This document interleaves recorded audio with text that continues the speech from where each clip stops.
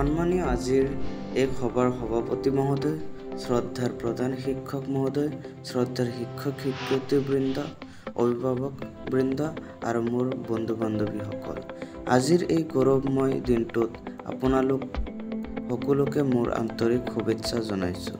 15 আগষ্ট এই তাৰিখটো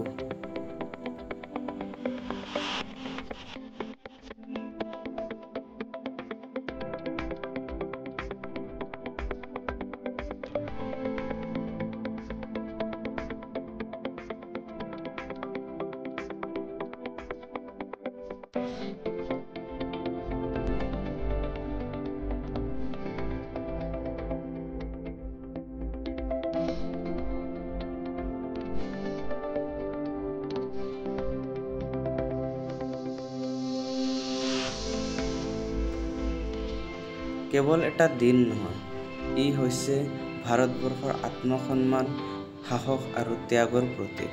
আজি আমি ৭৯তম স্বাধীনতা দিৱস উদযাপন কৰি আছোঁ, যি দিনত আমাৰ দেশ ইংৰাজ শাসনৰ পৰা মুক্তি লাভ কৰিছিল। স্বাধীনতা দিৱস সংগ্ৰামৰ ইতিহাস বহু দীঘল আৰু কষ্টকৰ।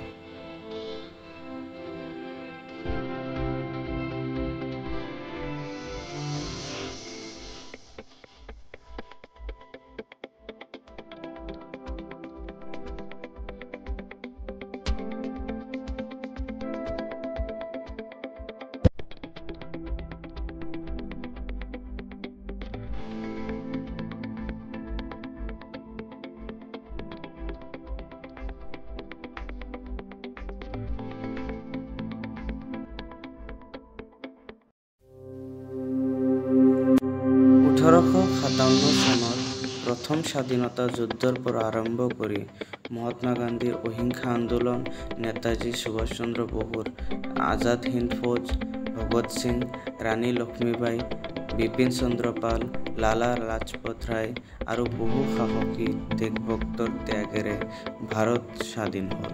তেওঁলোকৰ সাহস, আত্মত্যাগ আৰু দেশপ্ৰেমৰ কাহিনী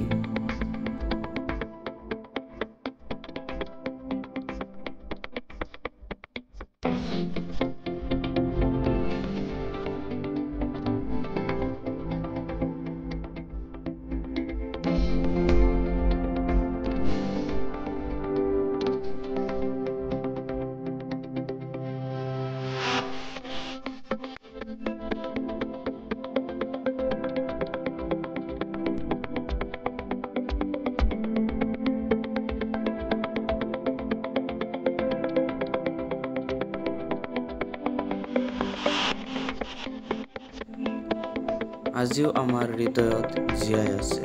তেওঁলোকে দেখুৱাইছিল যে যদি জাতিয়ে একতাবদ্ধ হয়, তেন্তে কোনো শক্তিয়ে তেওঁলোকক দমন কৰিব নোৱাৰে।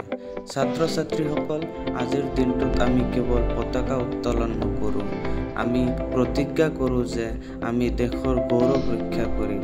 আমি আমাৰ দেশক এক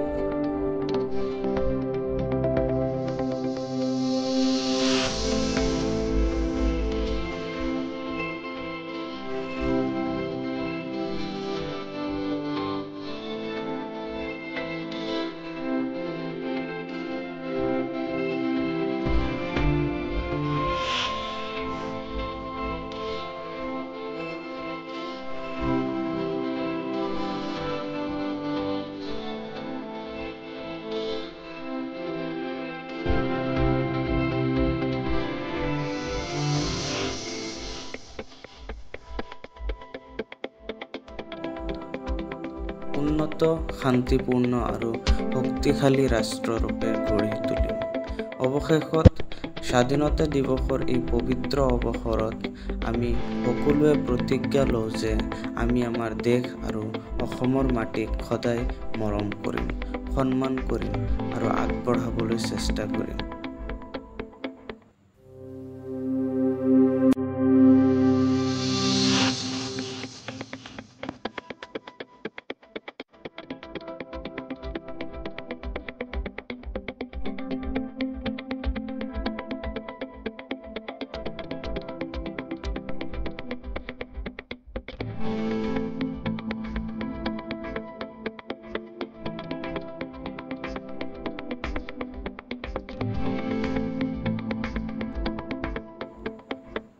আমাৰ স্বাধীনতা সংগ্ৰামীসকলৰ বলিদান বৃথা নহয়।